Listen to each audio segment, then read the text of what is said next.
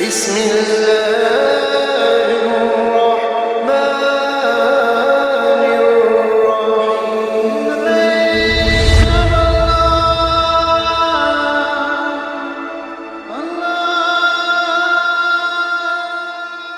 kalau terang nongih masalah sholat ya.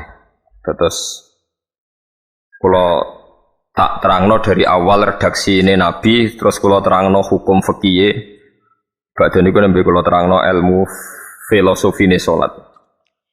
Ngendikane Kanjeng Nabi Muhammad sallallahu alaihi wasallam niku teng hadis sahih mutawatir niku as-sholatu khairun maudhu'un fa aktsir aw aqillah. Kula balen malih as-sholatu khairun maudhu'un fa aktsir aw aqillah. Jadi sholat itu kebaikan yang sudah bawaannya dulu. Jadi sudah bawaannya sholat itu kebaikan. Maudhu itu sesuatu sing asli. Pokoknya sholat itu mesti apiye. Sebab niku ngendikane Nabi cek kowe ngekeh-ngekehno jumlahe sholat, cek jumlahe napa sih? Dalam konteks artinya sholat fardu karuan nggih, kaifiyahe karuan, aturane karuan. Terus sholat ini wonten disebut an-naflul mutlak atau sunat mutlaqah. An-naflul mutlak atau sunat mutlaqah itu pantangannya hanya 3, enggak boleh ba'da subuh hatta tatlu asyamsu sampai srengenge napa meletek. Enggak oleh pas waktu zawal. Nggih niku antarane mriki pinten nak dhuwur nggih? 12:05 menit nggih.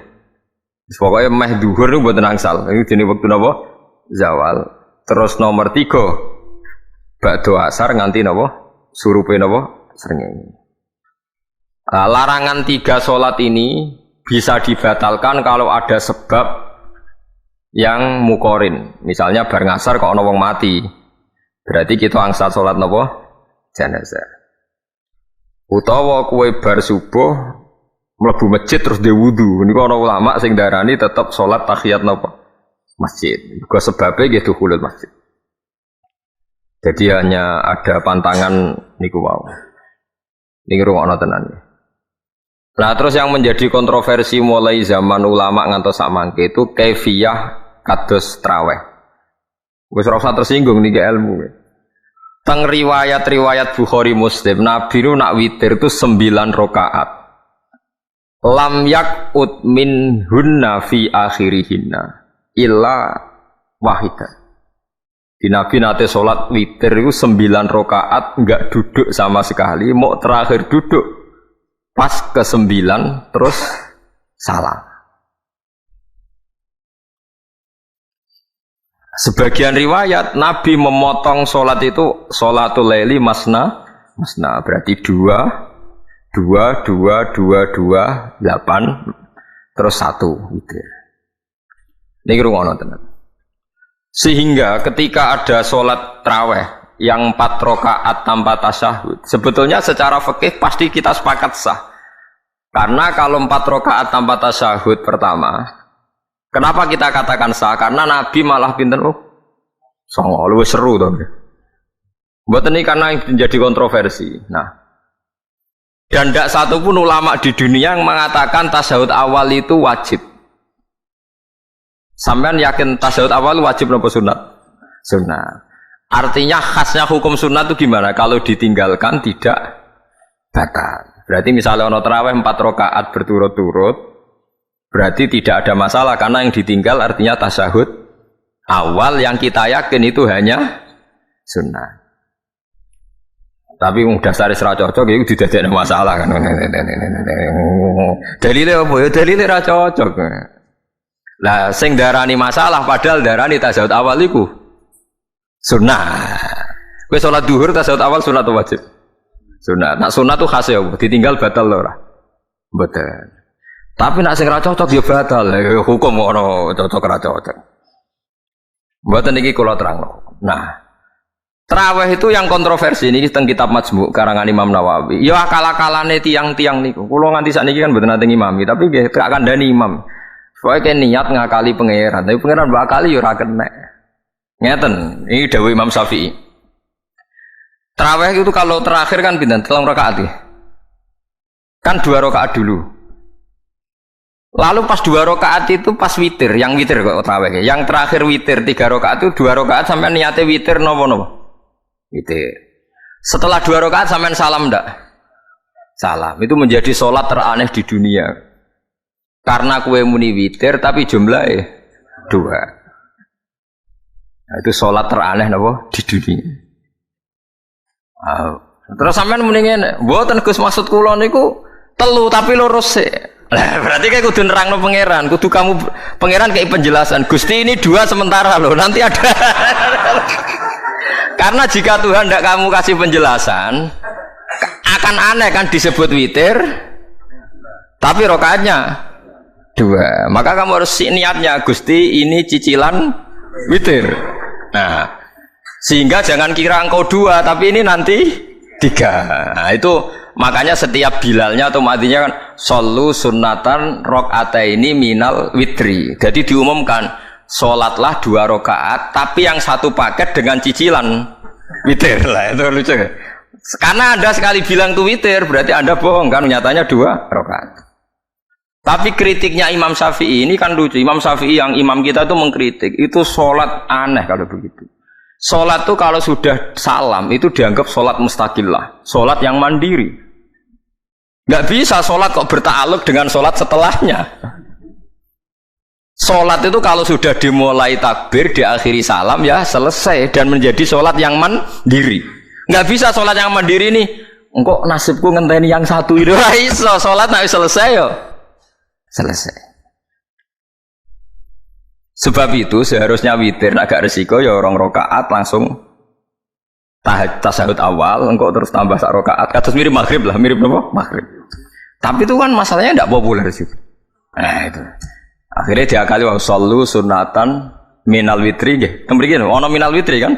Itu kalau diterjemahkan salatlah kalian paket witir tapi ganjil sih, paket witir tapi gendep sih, tapi ini sementara Gusti, tapi kan kita sih bingung.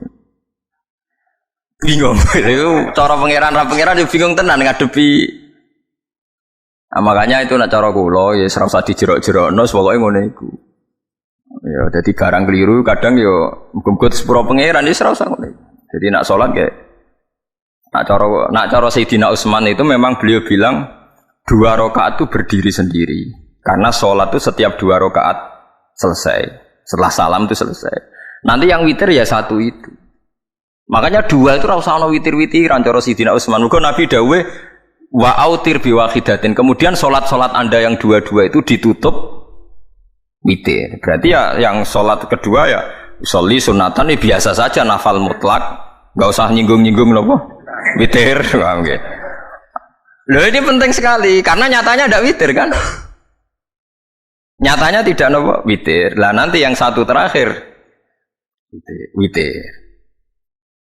Ya tapi adatnya ngoten niku. Jadi ini perlu sampean ketahui salat itu memang banyak masalah di secara fikihnya. Karena tadi kalau sampean niat witir setiap sudah salam itu kan berarti selesai dan berdiri Lah kok suwe-suwe nak rakaat sing terakhir batal lah berarti sing ngarepe melok batal. Mergo sak paket koyo capres ben apa? Cawapres. Ya ora iso salat kok ono. Nah itu paham ya. Terus niku kefiah iso.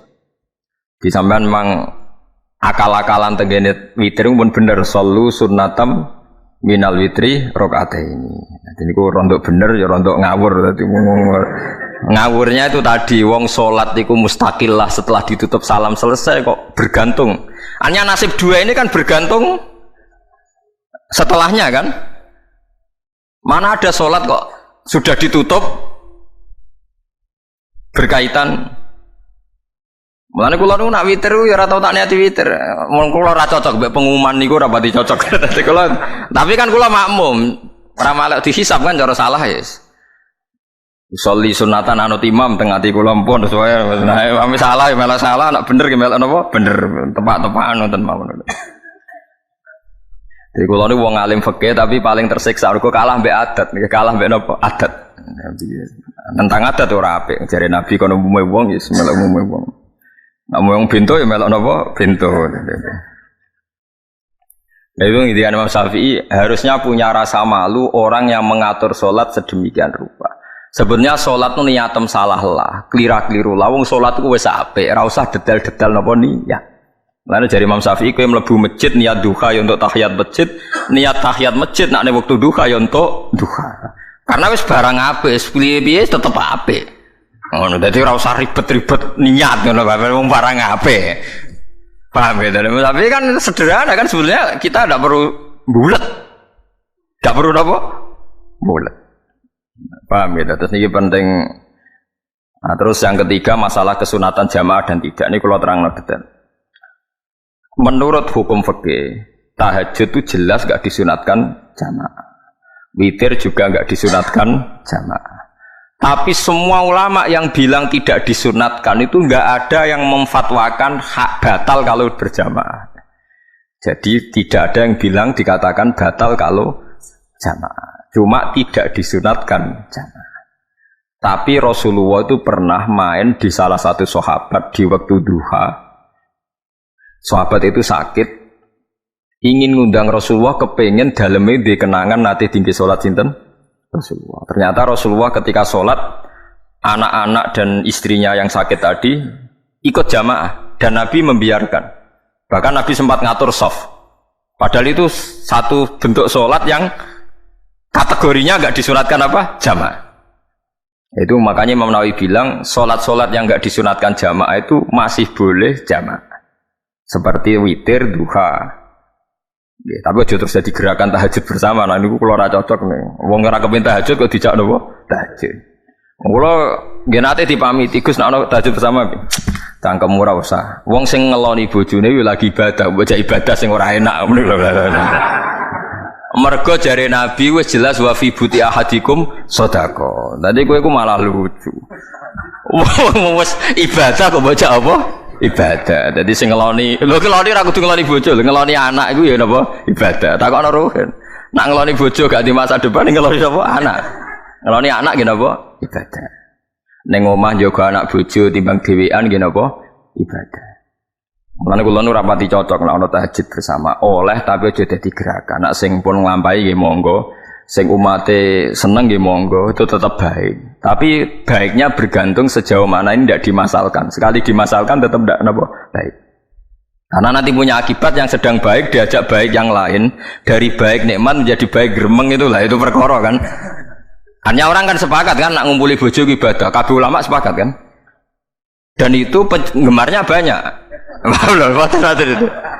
Terus dijak ibadah yang penggemarnya sedikit. Dasar imamnya ra cocok lah itu kan resiko agama dikomentari kan tinggi. Makanya tidak usah dimasalkan. Sing kelon ya keben, sing turu ya napa? Keben karena turu ya ibadah kan. Turu niku mari ra maksiat. Wong zina mergo apa? Mergo ora turu. Wong maling mergo ora turu. Wong rasani wong mergo ora turu. Mane kula nate cerita teng ngaji niki ana ulama wali. Saking seneng ibadah nganti janggal. Ana gak wali sing makome kaya aku. Ditudono wali sing saurip-uripe mung turu kecuali salat fardu. Yaiku wali sing setingkat kuwi. Mboten trimo Gusti tapi niku kok turah turu ya takokno sesuk. Kena apa kok turah? Dibule takok, kena apa jenengan turah turu? Ya wong turu ora iso maksiat. Tapi nak kowe poso tahajud jenenge wong melek tepatine tok ndi-ndi, tetep paling selamat iku apa turu. Akhirnya ngakoni dhewe. Jebule alim kuwe lah ya dadi turu iku iso dadi wali. Ke wong turu ora ngarah zina, ora ngarah maling, ora ngarah ngrasani wong. Dadi mulane akeh wali sing berangkat saka napa turu. Mulane Ashabul Kahfi iku wali sing kramate iku turu suwi. Mergo turu iku nak tepak. Niku iso dadi napa? Wali. Mulane kenapa kramate Ashabul Kahfi napa? Turu, tapi aja tiru. Lha cerita ilmu, dari ilmu ora kudu setuju niku niki ilmu. Difaham ya dados. Kula piyambak pribadi belum pernah tahajud jamaah sama istri saya. Kula piyambak jarang tahajud. Tapi memang saya beritahu kalau sholat yang kesunatannya itu tidak jamaah, sebaiknya jangan dipaksakan jamaah. Karena kadang fadilahnya disirron. Kula baleni malih seperti sedekah. Kalau zakat wajib itu sebaiknya diumumkan supaya orang tahu bahwa dia sudah melakukan kewajiban. Tapi kalau zakat tidak wajib sebaiknya sirron, sebaiknya rahasia. Begitu kan sholat jamaah itu kenapa baik di sholat fardu? Karena kalau yang tidak jamaah kan dikira dia tidak sholat. Makanya kesunatannya sholat fardu nomor jamaah. Tapi selalu potensi riya, sum'ah, pamer itu ada. Sehingga ada sholat-sholat yang dari awal didesain supaya ada kelihatan orang. Yaitu sholat nggak usah berjamaah. Plus baik di rumah. Semua ulama ijma sholat sunat itu baik di rumah apa di masjid? Di rumah. Di rumah, di dalam kamar sama di kamar tamu, ruang tamu baik di dalam kamar. Bahkan Nabi nyebut sholat fiko ibaitiha di kamar paling dalam. Nah, bagaimana mungkin sholat yang sudah didesain siron begini, misalnya kayak tahajud, disunatno bengi-bengi ben ra wong roh, disunatno ning jero kamar ben wong ra roh. Jebule jamaah kan jadi aneh kan. Tapi kayak nentang ya goblok, barang apa kok buat tentang. Ya, tapi kowe tenanan ya goblok kok ora sunah Nabi iki, Bang. Mana yang boleh takut itu yang jinan takut kok ngubang pun, makanya aku ngalim jadi bingung, bingungnya aku mergo akeh ilmune ora kok koyok bingungem. Tapi sing jelas peminat ibadah kelon itu lebih banyak. Ini aku mau sing mesti niku nih. Karena Anda harus sepakat kan kelon itu apa? Ibadah. Kita sepakat kan. Dan itu peminatnya banyak. Itu sekali ada pengganggu pasti dikomentari tidak baik. Padahal pengganggu yang ngajak tahajud, itu akhirnya akan tahajud jadi korban dikomentari gara-gara penggang. Nah itu yang saya tidak senang. Dieling-eling.